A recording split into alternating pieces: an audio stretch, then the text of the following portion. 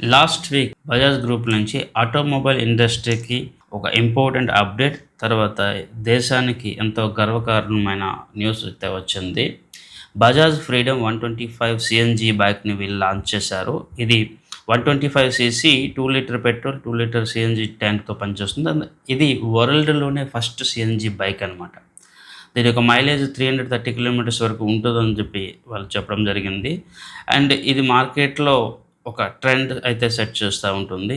ఈ కొత్త మోడల్ తర్వాత ఇదివరకు ఉన్న ఈవీ బైక్స్ బజాజ్ స్టాక్ మీద డెఫినెట్లీ ఇంపాక్ట్ అయితే చూపిస్తాయి.